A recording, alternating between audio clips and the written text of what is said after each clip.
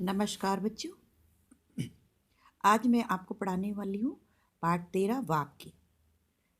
वाक्य होता क्या है। अब यहाँ पर दो लोगों का संवाद देखिए, क्या बातें कर रहे हैं।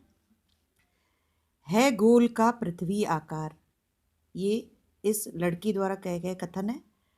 और ये जो लड़का है वो देखिए क्या कह रहा है का आग गोला सूरज। अब इसमें ये जो बोल रहे हैं, आपको कुछ समझ आ रहा है या नहीं? कुछ भी समझ नहीं आ रहा होगा। अब इसके विपरीत देखिए, यहाँ पर दोनों क्या बात कर रहे हैं, ये दोनों बात क्या कर रहे हैं। तो इस लड़की ने बोला पृथ्वी का आकार गोल है। इस लड़की ने भी यही बात कही थी कि है गोल का पृथ्वी आकार। तो ये वही बात हमें समझ नहीं आ रही है। और जब इसने बोला पृथ्वी का आकार गोल है तो हमें बात समझ आ गई। अब ये लड़का क्या बोल रहा है, और सूरज आग का गोला है। सूरज, अब ये समझ में आ रहा है कि सूरज आग का गोला है। और यहाँ पर ये जब लड़का बोल रहा था है का आग गोला सूरज, तो ये बात हमें समझ नहीं आई। इसका कारण क्या है, अब इसको हम लोग जानते हैं। स्पष्ट है कि पहली बात तो हमें समझ आई, परंतु दूसरी बात समझ में नहीं आई, क्योंकि शब्द सही क्रम में लगे हैं। ध्वनि से वर्ण बनते हैं, वर्ण के मेल से शब्द बनते हैं, और शब्दों के मेल से वाक्य बनते हैं। पहली बात तो ध्वनि के मेल से क्या बनता है, शब्द, और शब्द के मेल से वाक्य। तो हमने अगर ध्वनि सीखी तो हमने शब्द बनाने सीख ले, वर्ण बनाना, वर्ण आ गया हमें।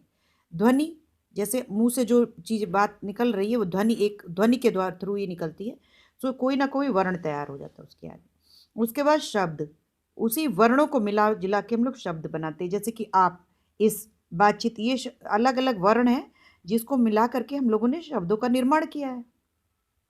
शब्द तो बना लिए, शब्द तो इसलिए लड़की भी बोल रही, परंतु जब तक इसको हम एक क्रमबद्ध तरीके से नहीं बोलेंगे कि कौन सा शब्द कहाँ पर लगाया जाए और कौन सा नहीं, तब तक हमें कोई बात समझ में नहीं आएगी। तो जब हमें बात समझ में आती है और सही क्रम में शब्द लगे होते हैं तो उसे वाक्य कहते हैं। वाक्य जो है तभी बनेगा जब शब्द सही तरह से आपस में लगाए गए हों। हम आपस में जो बातचीत करते हैं वह वाक्यों में ही करते हैं। वाक्य सार्थक शब्दों के व्यवस्थित और क्रमबद्ध समूह से बनते हैं जो किसी विचार को पूर्ण रूप से प्रकट करते हैं। अब जब जो हम आपस में बातचीत कर रहे हैं वो क्या है कि वो वाक्यों में करते हैं, वो केवल शब्द के थ्रू नहीं। जैसे इस लड़की ने बोला, गलत सलत शब्द बोलते रहे, सही क्रम में नहीं लगाया और बोल रही है। तो इस तरह तो हम लोग नहीं बात करते। अगर कोई कर रहा है तो समझ में नहीं आता। अब देखने आपने छोटे से बच्चे को देखा होगा जिसने बोलना शुरू किया होगा, वो कुछ बात बोलता है तो क्रमबद्ध तरीके से नहीं बोलता है, परंतु हम लोग समझने की उसकी बात को कोशिश करते हैं। वो वाक्य धीरे धीरे जब बड़ा होता जाता है तब वो क्रमबद्ध तरीका उसको आ जाता लगाना शब्दों का, और वो पूरा पूरा वाक्य बोलने लग जाता।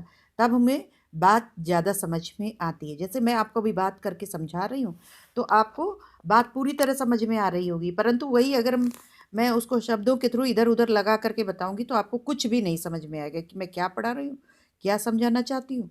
आप तुरंत उसको, मेरी बात को सुनेंगे भी नहीं। और जब मैं कायदे से बोल रही हूँ, क्रमबद्ध तरीके से बोल रही हूँ, तब आपको मेरी बात समझ में आ रही। तो क्रमबद्ध तरीके से और व्यवस्थित और क्रमबद्ध समूह से जो बनते हैं शब्द, उन्हें क्या बोलते हैं, वाक्य बनते हैं, जो किसी विचार को पूर्ण रूप से प्रकट करते हैं। अब जब कोई बात हम कर रहे हैं तो कोई ना कोई उसका कारण होगा, कोई ना कोई बात हम आपको बताना चाहते होंगे।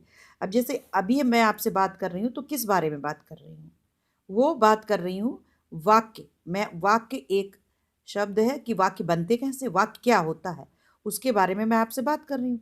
तो मैं अपने विचार इसमें लगा करके, और जो बुक में लिखा है, जो आपको थोड़ा पता है, अपने विचारों को प्रकट कर रही हूँ। तो वो हम वही क्या होता है, वाक्य के थ्रू हम कर रहे हैं, पूर्ण रूप से प्रकट कर सकते हैं अपने कोई भी विचार है, अपनी बात को हम वाक्यों के द्वारा कह सकते हैं, अच्छी तरह सामने वाले को समझा सकते हैं। अगर मुझे भूख लगी है तो मैं बता सकती हूँ कि मुझे भूख लगी है। तो मैंने अगर सही तरीके से, क्रमबद्ध तरीके और व्यवस्थित तरीके से उसको समझाया, तो सामने वाले के समझ में आ जाएगी और वो मेरे खाने का इंतजाम भी करेगा। जैसे आप मम्मी से बोलते हैं कि मुझे भूख लगी है, तो मम्मी बोलती है क्या खाओगे, आप बोलते ये खाएंगे। अब देखिए, अब धीरे धीरे जो है बात वाक्यों के थ्रू हो रही है और एक दूसरे को समझ भी आ रही है।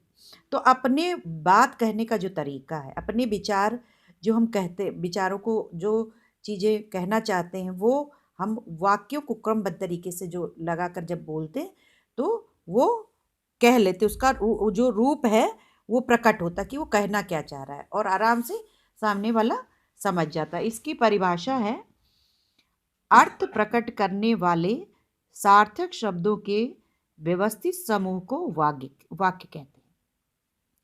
अब अगर क्रमबद्ध तरीका लगा और उसका अर्थ प्रकट नहीं हो रहा है तो भी वाक्य नहीं होगा। वाक्य का जो मेन जो है बात है वो उसमें ये होनी चाहिए कि अर्थ प्रकट होना चाहिए और सार्थक शब्दों के व्यवस्थित समूह को, शब्द जो है निरर्थक नहीं हो कि वो समझ में ना आए, ऐसे व्यवस्थित समूह को वाक्य कहते हैं जिनका अर्थ भी प्रकट हो और शब्द भी सार्थक हो और वो व्यवस्थित समूह में लगाया गया हो, क्रमबद्ध तरीके से व्यवस्थित समूह में लगाया गया हो, तो वो कहलाता है आपको वाक्य। तो यहाँ तक आपको बात समझ में आ गई होगी कि वाक्य क्या होते हैं। अगर वाक्य को आपको किसी से बात कहनी है तो उसको क्रमबद्ध तरीके से ही आपको कहना होगा।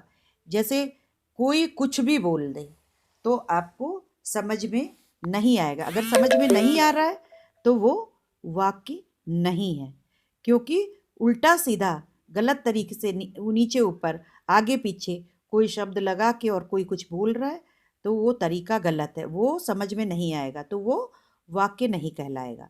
जब तक कि उसका अर्थ न प्रकट हो, जो बात हम कहना चाह रहे हैं सामने वाले को, तो उसका अर्थ प्रकट होना चाहिए, चाहे लिखना हो चाहे बोलना हो, दोनों ही बातों में, और उसके शब्द भी सार्थक हो। अब कुछ शब्द कोई बोलता है समझ में नहीं आ रहा है और क्रम भी उसका जो है क्रमबद्ध तरीका भी नहीं है, तो वो समझ में जब नहीं आ रहा तो वाक्य नहीं कहलाएगा। जब वाक्य तभी कहलाएगा जब उसका अर्थ स्पष्ट होगा और सार्थक शब्द होंगे और व्यवस्थित समूह में वो लगाया हुआ होगा, तो उसे वाक्य कहलाएगा।